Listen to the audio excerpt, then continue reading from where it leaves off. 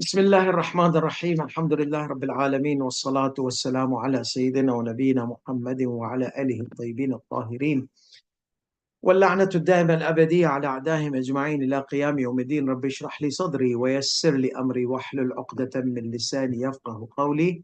Inshallah, we are going to continue. So we are done with أحكام الميقات, أحكام المواقيت, the rules of ميقات. We are done, alhamdulillah. So what is remaining is Sayyidi Sistani Damadullah at the end of the Manasik al-Hajj. At the end of Manasik al-Hajj, you know, people, they want clarifications. So they ask questions to the istifta. So Sayyidi Sistani Damadullah responds to those questions, or the board of istifta, they refer to Sayyidi Sistani Damadullah. Sayyidi Sistani tells them, this is my answer. And they note it down. So those bank of questions and answers, they have collected it, and they are available on his website. So whatever was related to Hajj, they brought them and divided them according to the sections of Hajj and appendixed it after the Manasik al-Hajj. After the Manasik al-Hajj. So let me show you, in case if you are going to go on the website to look for it, so I can show you how it is done, so that you know where to look for the Q&As of Sayyidi Sistani Damadullah. So if we go to the website of Sayyidi Sistani Damadullah, see, this is, no, so let's go back to the Ahkam al-Miqat. Okay, this is what we were doing, Ahkam al-Mawaqit. So we started from ruling number 164 and we ended to ruling number 176 in our previous session. So we are done with the Ahkam al-Miqat in the Manasik al-Hajj. So where is this in Manasik al-Hajj? Let's go to the index. So this is the index of Manasik al-Hajj. You see, we are here. We are in Ahkam al-Mawaqit. And this is the Manasik al-Hajj, the text, the main text of Manasik al-Hajj. So we did Ahkam al-Mawaqit. And then we have Kayfiyat al-Ihram, how to enter the state of Ihram. Before we go to how to enter the state of Ihram, we will go all the way to the end of the book and find Ahkam al-Mawaqit. Okay, there you go. Mulhaqat al-Manasik, appendix of Manasik al-Hajj. That means the bank of question and answer. So after every section, we are going to take the Q&A to clarify the whole section properly. In case if you are a guide for Hajj, so you know every single detail of the Manasik. So Aqsamul Hajj, Hajj al-Tamattu', Mawaqitul Ihram. So this is what we are going to do, the rules of Mawaqit in the appendix. And these questions is Su'al Jawab, Su'al Jawab, question answer, question answer. These questions and answers are about 79 question and answer. However, some are repeated, which from the context, some are clarifications. We are going to take the questions and answers which are further clarifying, not which are already mentioned in the text in our lesson. So this is what we are going to do here. Mawaqitul Ihram, which is part of the appendix, Mulhaqat Manasik al-Hajj. So this is, inshallah, from this coming week, there are 70 questions and answers. Every day, if we're able to take 10 questions and answers, so in 7 days, we'll done with, and then we will move to the second topic, which is the how to enter the state of Ihram, rules of Ihram. So let's see the text, question number 1. Okay. So question number 1, he says about Masjid Shajarah. Remember, we have Miqat. One of the Miqat is the Halifa, which is the tree mosque, Masjid Shajarah, which where does this miqat come? In the way from Medina, out of Medina, like 15-20 minutes out of Medina, there's this place where there's a masjid. This masjid is called Masjid Shajarah. Now remember, most of the miqat are place miqat, like Qarn al-Manazil. It's an area, place. There is a masjid in the middle. So wherever in Qarn al-Manazil, you can enter the state of Ihram. Yalamlam, from people coming from Yemen.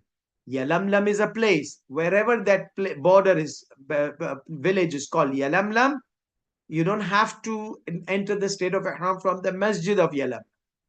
Or Juhfa. Juhfa is a place. Whatever area is called Juhfa, in the masjid, out of the masjid, you can enter the state of Ihram from any place in Juhfa, and so on. But Masjid al-Shajara or Dhul Halifa, you have to enter the state of Ihram from inside the masjid. Okay? That is the difference between Masjid al-Shajara, the miqat coming for people from Medina, that you enter the state of Ihram from inside, not from outside. It's not area, it's the masjid. Okay. Once upon a time, this masjid was small. Then it got expanded. More Hujjaj are coming, renovated. So now the question comes, like remember old Makkah and new Makkah, that Sayyid al-Khu'i says, you have to enter the state of Ihram from old Makkah. Sayyid Sistani says, whatever expansions are called Makkah, it's Makkah, khalas. People, they consider all the expansions of Mecca city are Makkah, Makkah al-Mukarramah, khalas, Makkah. Aziziyya, Shisha, whatever was not Makkah before, now it is called Makkah, it's Makkah. So you can enter the state of Ihram from anywhere in Makkah. Sayyid al-Khu'i Quddas Sirro said, no, you need to enter the state of Ihram from the old Makkah, whatever was Makkah in that time. So it is the issue of the definition. What is the definition of Makkah? Is it the Makkah which was in the time of Ahlul Bayt alayhi salatu wasalam, in the time of the Prophet sallallahu alaihi wasallam, where the hadith was narrated, or no, it is the Makkah wherever until the day of judgment, whatever is considered Makkah. Sayyid Sistani goes with the urf. Sayyid al-Khu'i goes with the specific precise definition of Makkah, which was in that time. And other Maraja also, they are in line with Sayyid Sistani. Makkah is Makkah. Be it new Makkah, old Makkah, as it is called Makkah. In Sharia, when I enter state of Ihram from any parts of Makkah, it is called I entered the state of Ihram from Makkah. So that is so what about this Masjid al-Shajara? So some ulamas, they say, no, you have to be in precise the old Masjid al-Shajara. Sayyid Sistani says, no, even after expansion, the more areas become waqf. Masjid means the area is waqf and considered masjid. Rules of masjid are applied. So that means you cannot make that area najis. You cannot enter that masjid in the state of janaba or the state of haid or a metaphysical impurity, major impurity, which requires ghusl. So when you have a masjid and you have a land surrounding it, which is not waqf, when you make that surrounding land waqf for masjid, and you expand on it, it becomes masjid. So what masjid? It will have the name of same masjid. Same masjid, okay? Not old masjid and new masjid. No, it has been renovated. So that small masjid, the land around it became part of the masjid. So it became masjid. So it's waqf like masjid. So you cannot enter the state of janaba and so the state of haid. You cannot defile it. If it's defiled, immediate instant purification is required as a wujub kifai, obligatory on insufficiency. So there's no insufficient. Everyone is responsible. If someone purifies it, then khalas, others are relieved from the obligation. So if this is understood, so Sayyidi Sistani Damadullah and many other Maraja, they apply this ruling. What is this? Masjid Shajarah is masjid, even if it is expanded, it is waqf, the rules, and it is called Masjid Shajarah. It has its rules of masjid.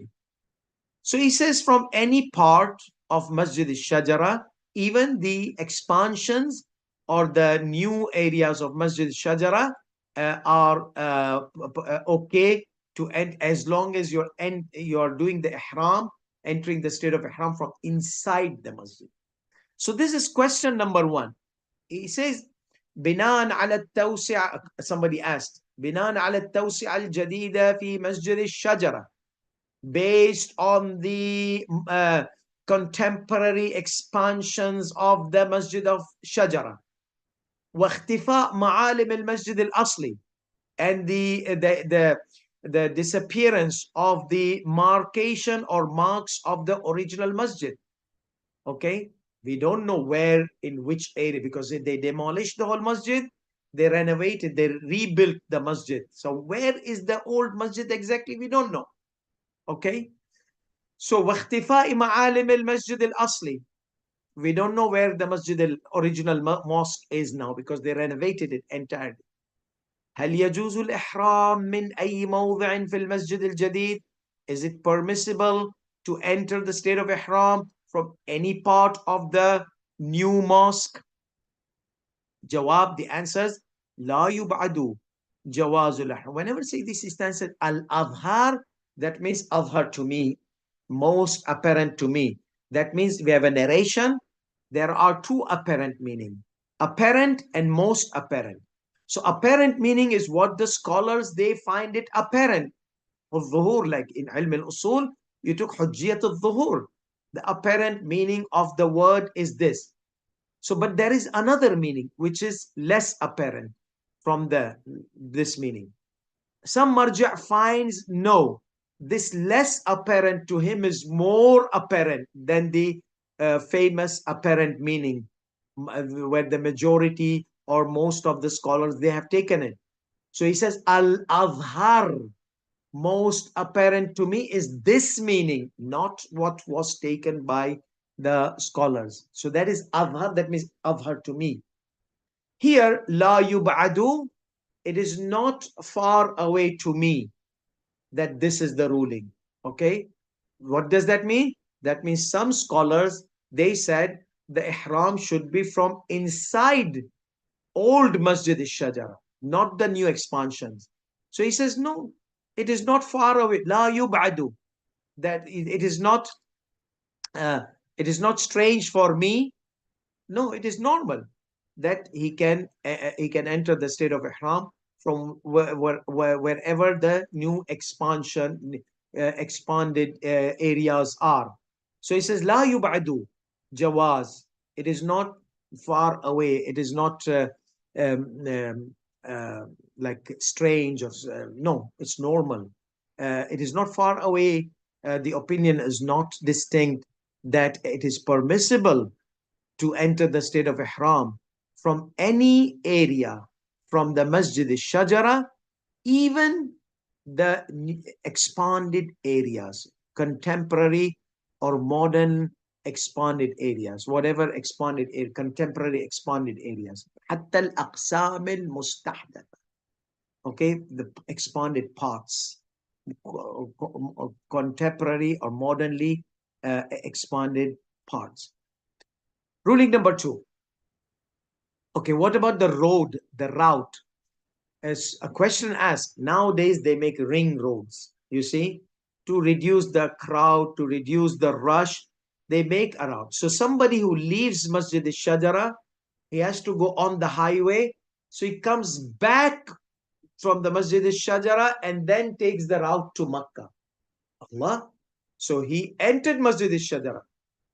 Now he's supposed to proceed to Makkah, but now the ring road takes him all the way, or the loop, or the entrance to the highway, you know, the exit and entrance to the highway. It goes all the way around back to Masjid al-Shajara and takes way to Makkah. So the question is, what's going to happen? We're going to go back to the Medina route. Do we have to make another intention where we are going to pass Masjid al-Shajara again after that, making a loop? So it says, At-Tariq al-Mu'abbad, the constructed road to Masjid al-Shajara, يتجاوز الميقات قليلا ثم يعود إليه. This is opposite. This question is opposite. The question we had before was coming. Now this question is that the ruling is one should not pass the miqat without entering the state of ihram. So here's Medina, here's the miqat, and road to Makkah. So what happens?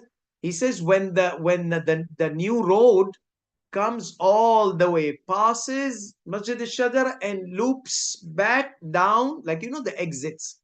The exits. So it comes all the way, passes Masjid al-Shadara, and then goes all the way down, exits the highway, and comes to Masjid al-Shadara. So we have passed, and you say it is not permissible for someone to pass Masjid al-Shadara. It is not permissible for someone to pass Masjid al-Shajara without entering the state of ihram. We are passing Masjid al-Shajara. So he says there is no problem in that. You see, because your intention is to come to Masjid al-Shajara, and the new road is constructed in a way that you are coming on the highway, you pass Masjid al-Shajara, you say, oh no, Masjid al-Shajara, we are passing Masjid al-Shajara. Let's enter the state of ihram quickly from the bus. No, no, no, no, you don't need to. Okay, the bus will come all the way. This is Masjid al-Shajara, passes Masjid al-Shajara to the Makkah route, and loops it in an exit and comes down to Masjid al-Shajara. Those who are living in Western countries, they know these highways, how they loop and they exit and they come down, whether they are shopping malls or whatever. So the highways, how they make you pass the shopping mall, and then they bring you exit, and then exit takes you down all the way to the shopping mall area. Okay, so he says, الطريق المعبد إلى مسجد الشجرة يتجاوز الميقات قليلا. The road to Masjid al-Shajara passes little bit Masjid al-Shajara. It passes a small amount, like it passes a bit Masjid al-Shajara. That means you pass Masjid al-Shajara and then comes back in a loop down to Masjid al-Shajara. ثم يعود إليه بطريق دائري. Then it returns in a circular way down, or circular way. I'm saying down because that's how the highways work. So you exit and you come back in a loop. هل يجوز هذا الدخول لمن نوى الإحرام?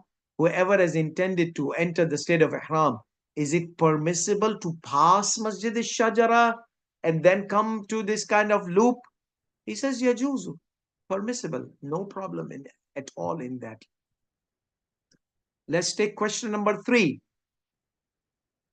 That shows how much mu'mineen are concerned about this small and bits of information. You see, they don't want to do something wrong, because the fatwa says one should not pass the miqat. And here we are passing the miqat. Yes, but don't worry about it, because it's part of the route which brings you to the miqat. Yeah, a little bit front and then coming back to the miqat. Okay, ruling number 3. Question number 3. ذكرتم, you mentioned Sayyidina, أن الأحواط عدم كفاية الإحرام إذ الحليفة من خارج مسجدها. You mentioned that it is not sufficient to enter the state of ihram إذ الحليفة يعني مسجد الشجرة من خارج مسجدها, from out of its mosque. فما هو حكم من أحرم من خارج المسجد عمدا أو جهلا بالحكم? So what is the ruling of someone who entered the state of ihram from out of the masjid, intentionally or out of ignorance, deliberately or unintentionally, out of ignorance about the ruling?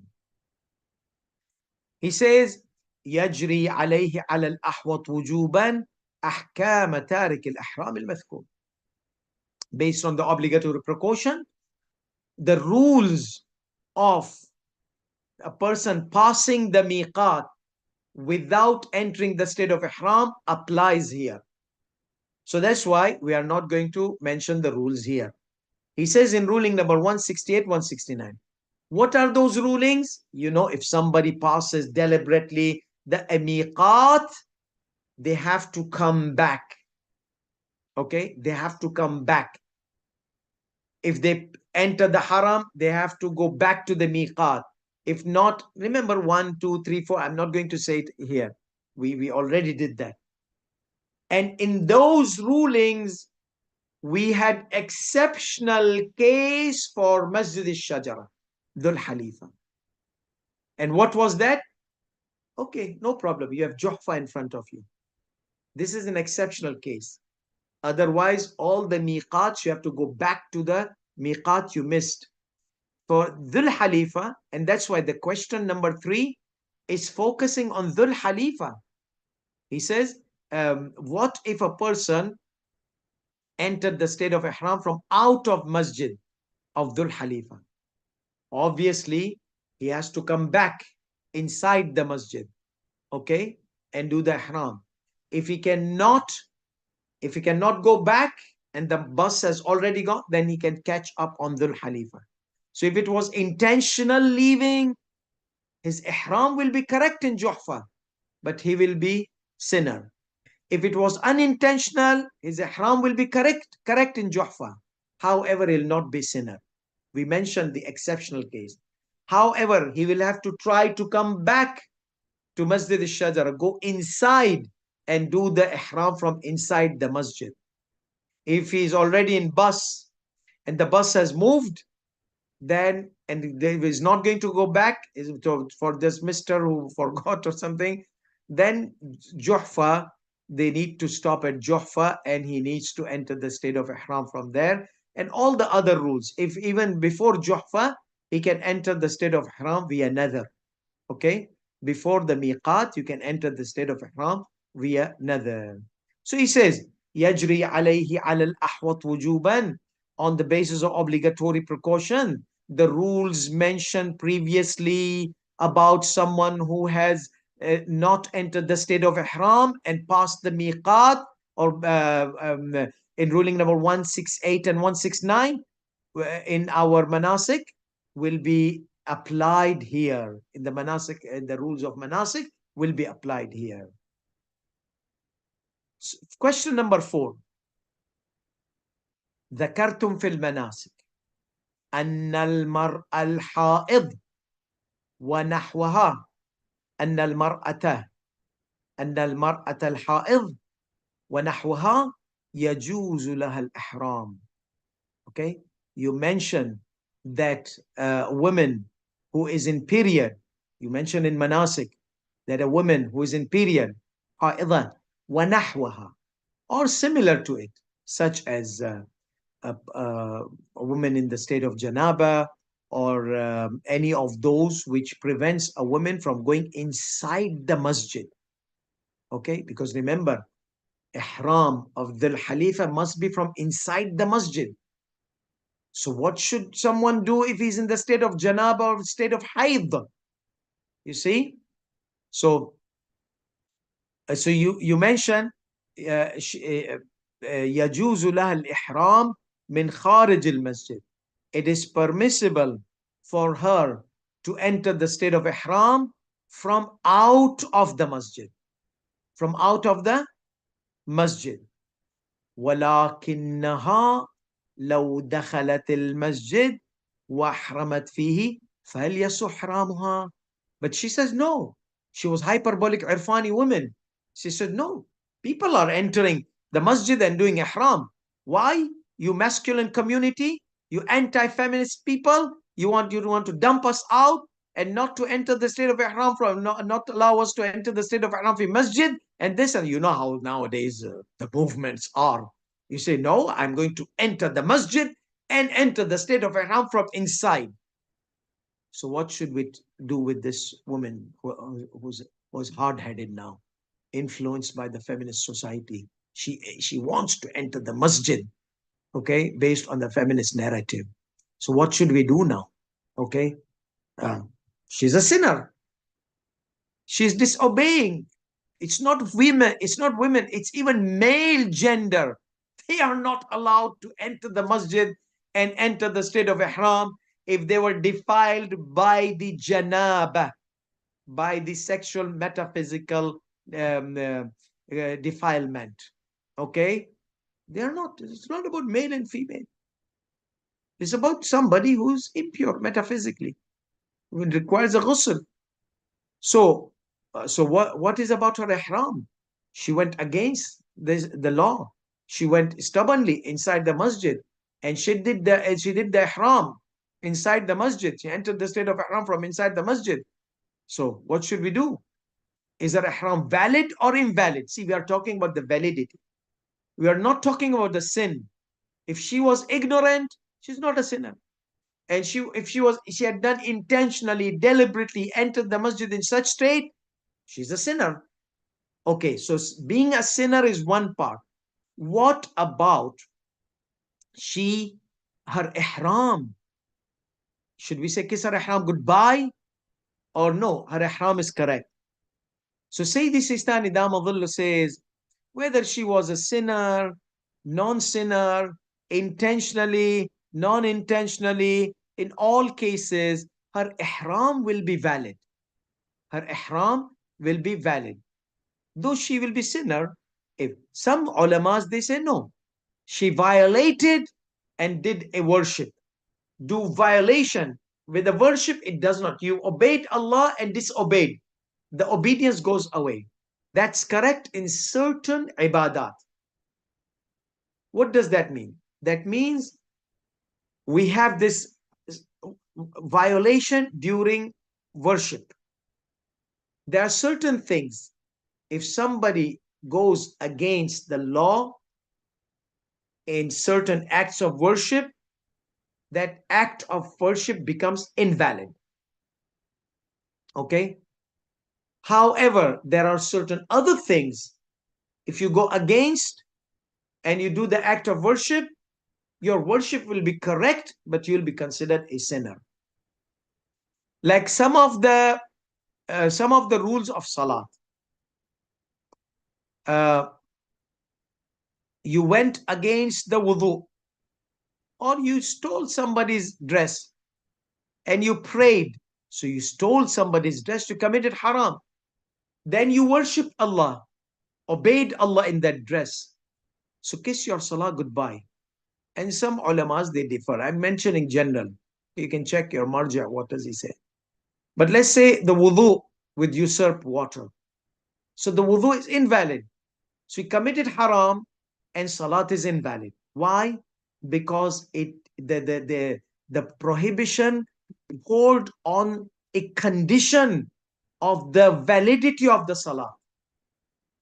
But if there was something which out of ignorance is valid, then even intentionally violated is valid. However, that person will be considered a sinner. So if somebody prays in a dress which is najis, okay, one should not pray in a dress which is najis. So some scholars, they say that person, yes, he violated, he committed haram, and he was performing obligation.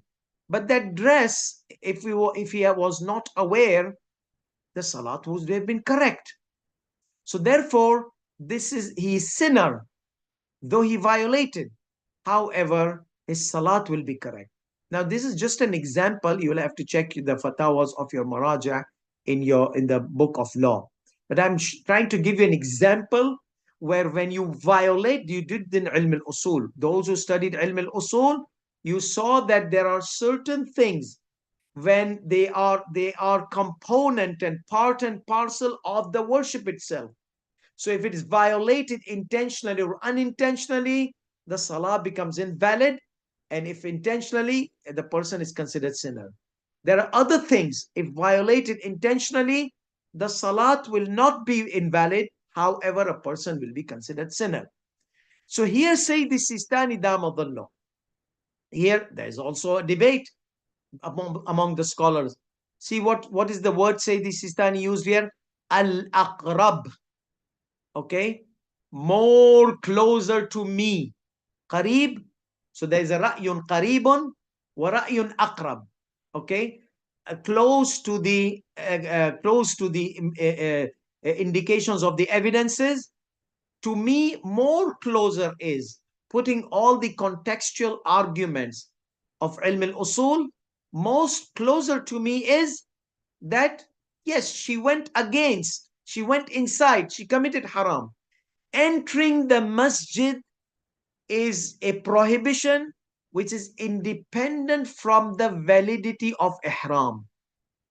Entering the state of ihram is a worship separate than prohibition of the entering to the masjid. Doesn't have anything to do with that. So entering the masjid in the state of haid or janaba, it is a separate prohibition. One should not enter the masjid if he is defiled with major defilements. Separate prohibition. One must enter the state of ihram from inside the masjid. Thus, ihram will be valid. So here, there's no clash in prohibition. And so if she enters the state of ihram in the state of hayd inside the masjid, ihram valid. However, deliberately she entered the masjid, her ihram is she has committed a sin. See how beautifully these two things are kept, because condition of ihram is to be done inside the masjid. However, if somebody is in the hayd or janaba, goes inside the masjid, has committed haram, but then he enters the ihram inside the masjid, in separate wajib, separate haram. Two things are separate. So her violation does not invalidate the ihram. To say this Sistani. Some other scholars, they said, oh, she committed haram, her ihram is invalid.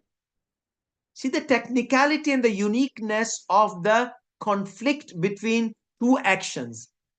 Yes, if the prohibition was done in an action part of the ibadah, part of ihram, then the ihram will be invalid.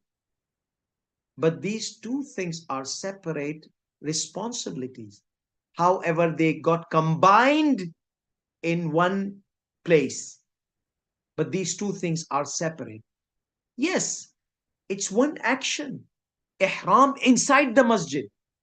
So that's why some scholars, they went ihram inside the masjid. You took this in ilm al-usul. Those who have studied ilm al-usul, they have taken this.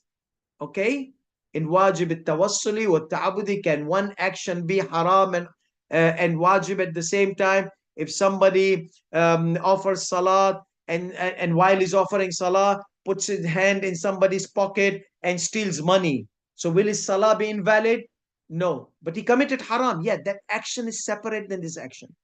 But if somebody prays in a usurped dress, then no, this the permissibility of the attire of a person praying salah is part of the salat, and he has violated that part, so he has committed haram, plus his salat is invalid.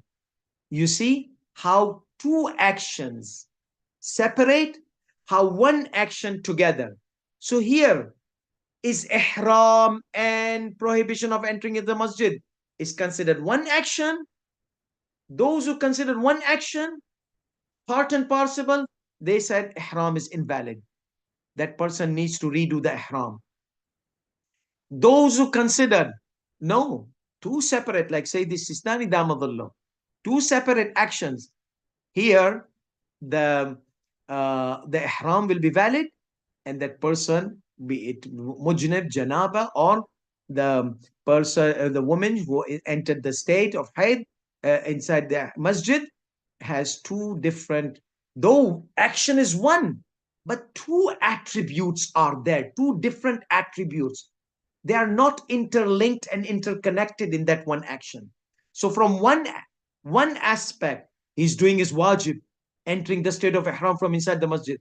From other aspect, he's committing haram, entered the masjid in the state of hayd or janaba. She's committing haram. So these, yes, the action is one, but there are two different angles, as if two different actions are done. One is wajib and one is haram.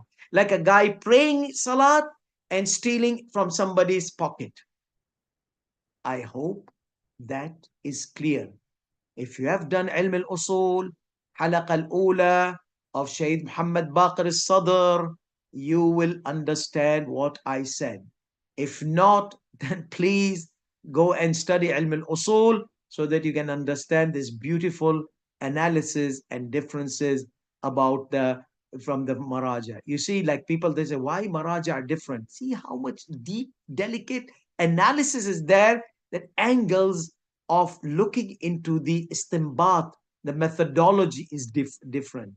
So for Sayyid Sistani, he considers, yes, action is one.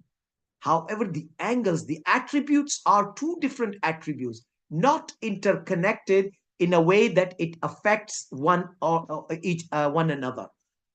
So let's read the answer of Sayyid Sistani. So the question was, ذكرتم في المناسك. You mentioned in the manasik, أن المرأة الحائض, that a woman who is in her monthly period, ونحوها, or someone similar to her, يجوز لها الإحرام من خارج مسجد الشجرة. She cannot enter the masjid. So the Sharia has given exemption for her to enter the state of ihram from out of the masjid. It's permissible for her to do the ihram from out of the masjid. ولكنها, however, لو دخلت المسجد, if she enters the masjid, وأحرمت فيه, and enters the state of ihram from inside of it, فليصح إحرامها, will her ihram be permissible, valid? So there are two things. She committed haram, but now what about her ihram? Al-jawab, إذا أحرمت. Now there's another thing before I answer. You know, in the rules of prohibition of a person, a guy or a woman who is in the sexual defilement or janaba or in a monthly period, she cannot enter the masjid. However, she can enter from one door and come out from another door. It's saying passing through the masjid. Passing through the masjid in such state is permissible. Okay? Passing through a masjid. You cannot enter. However, you can pass through. So should one door be on this side and another door, like she enters from this door and comes out of that door? No. Even if two doors are parallel, she goes inside, loops her back outside, makes a U-turn and comes out of the another door. So she passed inside the masjid. She cannot stop. She has to move. I mean, she can move like a turtle, like slow motion, tick tock, tick. She doesn't have to rush quickly and go in and come out. No, she can. It's considered passing as long as she's not stopping, or he's not stopping, the person in janaba. So what does that mean? That means if she passes through the masjid of a person with sexual defilement, male, he passes through the masjid, he's not committing haram. So what does that mean? That means she passes in the masjid and she's walking. أحرموا لحجة لعمرة التمتع حج التمتع حج الإسلام قربة الله تعالى لبيك اللهم لبيك لبيك لا شريك لبيك, and she's out of the masjid. Okay, smart movement, because it's permissible to pass through, but not permissible to enter and stay in the masjid. And the guy in the janaba enters the masjid, uhrimu, or he has done this intention, his intention is inside. So just enters, affirms his intention quickly, and labbaik Allahumma labbaik, labbaik la sharika labbaik, labbaik. Four labbaiks are wajib. Finish. Inna alhamda wal ni'mata laka wal mulk is mustahab. So once he says labbaik Allahumma labbaik, labbaik la sharika laka labbaik, and comes out, finish. He's in ihram inside the masjid. So that's a smart movement. But not everybody can do that smart movement. Okay? So that is why uh, he says just enter the state of ihram from outside. The Sharia has given you exemption. Okay? Enter the state of ihram from outside. But if you want to do in and you are going to quickly go out and not stay in the masjid and utter and lutter in your labbaik, come on, say it and get out, pass through it. Don't stand, don't walk. Or you have a Maulana with you, walking, you say labbaik Allahumma labbaik, labbaik la sharika la, escorts you.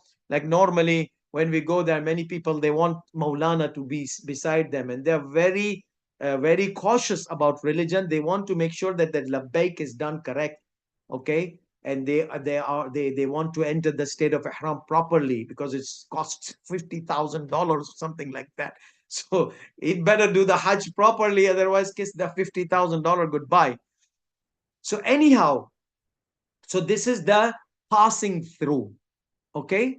So passing through, okay, do while you're passing through the masjid, labbaik Allahumma labbaik, labbaik la sharika lak labbaik. You get out, you have entered the state of ihram from inside Masjid Shajarah.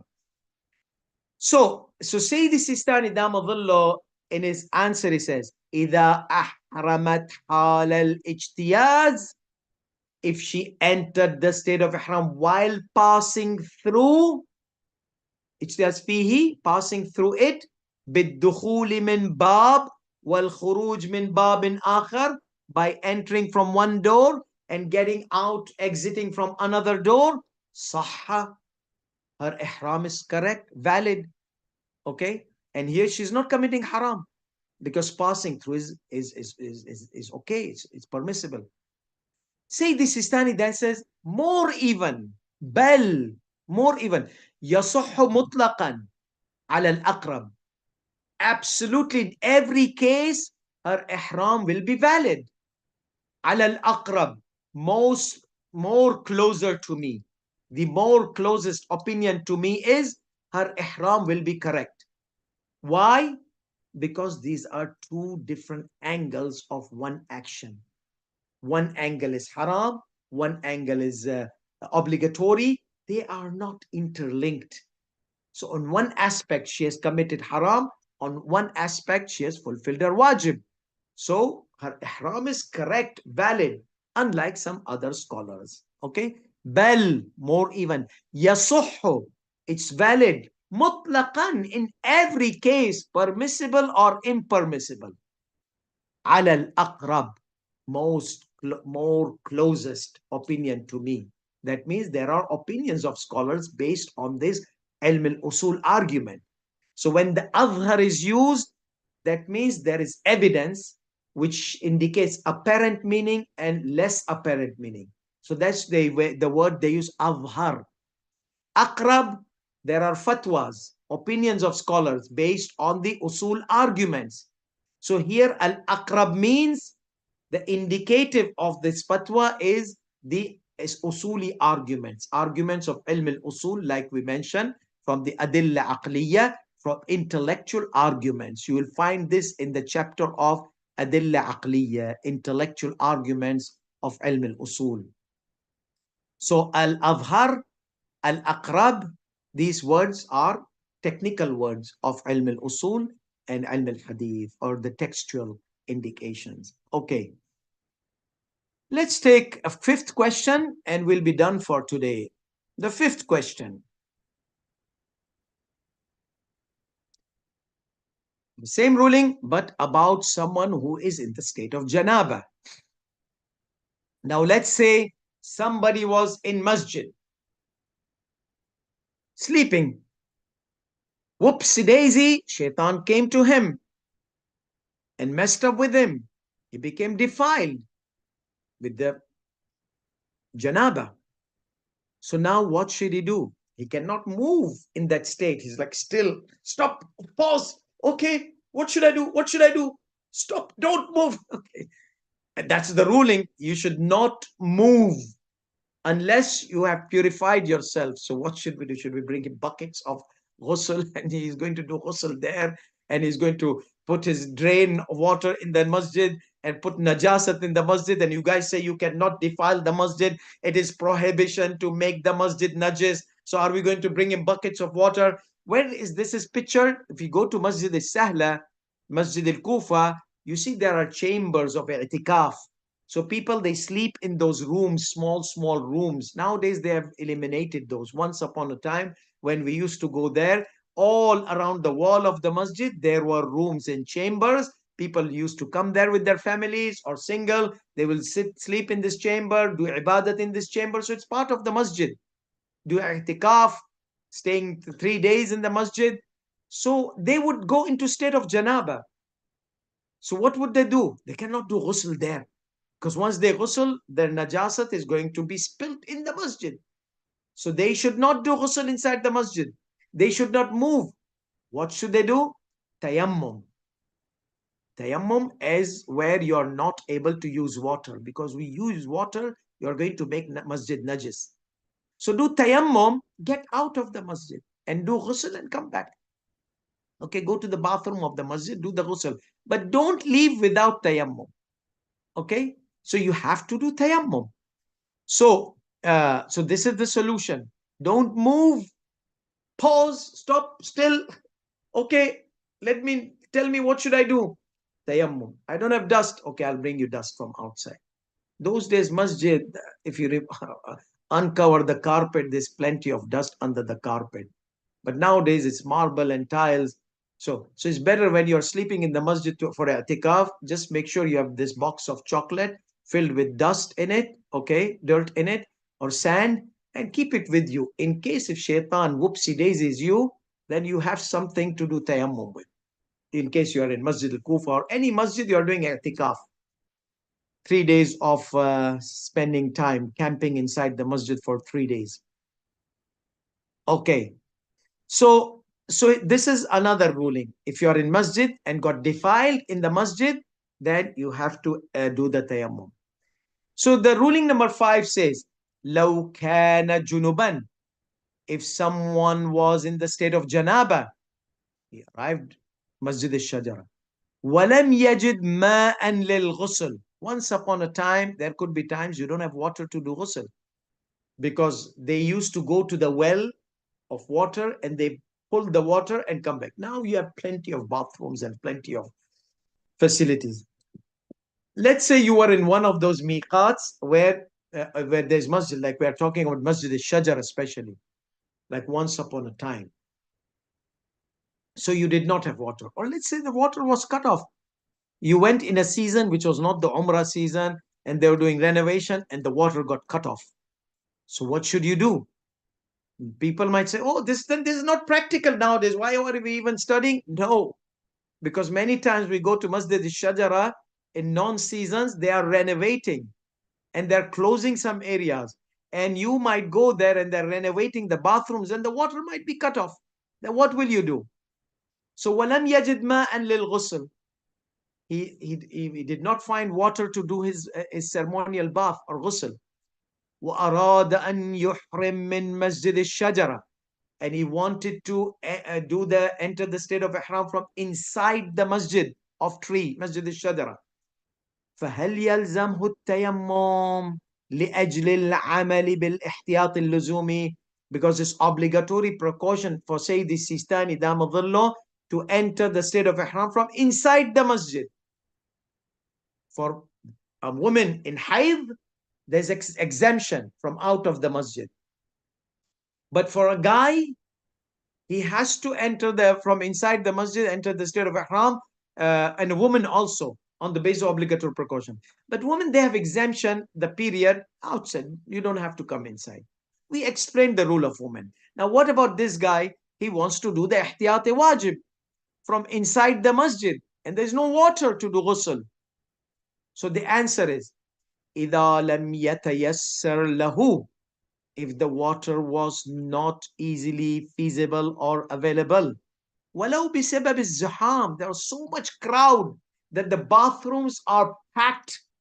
You cannot, the queues, long queues, and you're getting late and you need to go. وَلَوْ بِسَبَبِ الزُّحَامِ. Okay? إذا لم يتيسر له ولو بسبب الزحام. So water not available for any reasons. That's number one. Now, so you remember that rule? One can pass through the masjid in the state of hayd and state of defilement. Go inside the masjid. Labbaik Allahumma labbaik, labbaik la sharika laka labbaik. Come out of the masjid. Finish. You did your ihram from inside the masjid. You passed through the masjid. It's no problem. Let's say that was also not feasible. It was packed. Crowd was there. Okay. So, and he could not wait. The bus is moving and calling, and this guy was whoopsie daisied by the shaitan. So what should he do? He says tayammum and enter the masjid and enter the state of ihram. However, tayammum is there. The time is short. The caravan is leaving. The water is not available. Also, it's too much crowd. Or he cannot even pass through the masjid. Okay? Then do tayammum.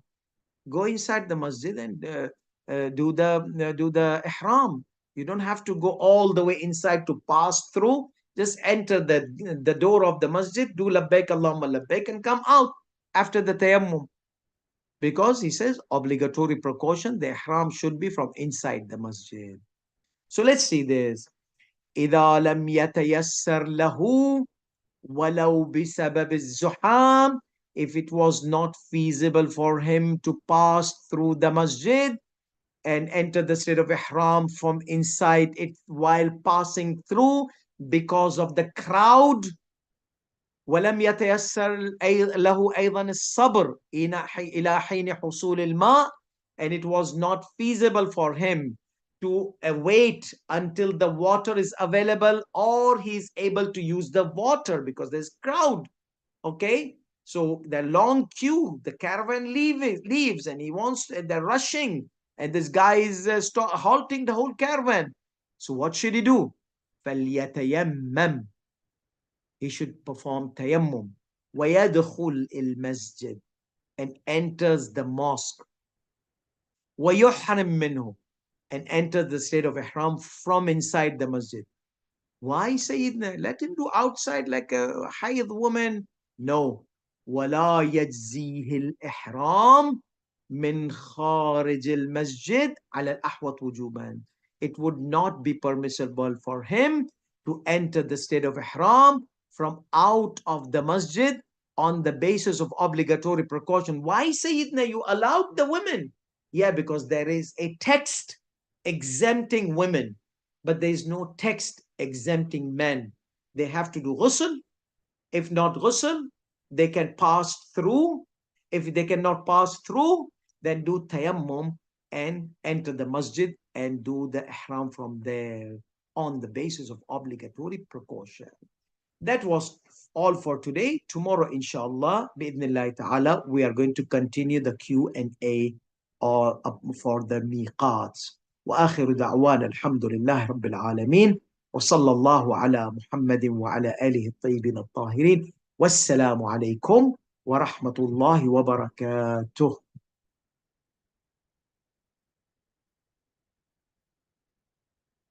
Oh no, I did not record on this system. I hope in YouTube there are no glitches. It's all because of Abu Has does not remind me. Still live on YouTube, Molana.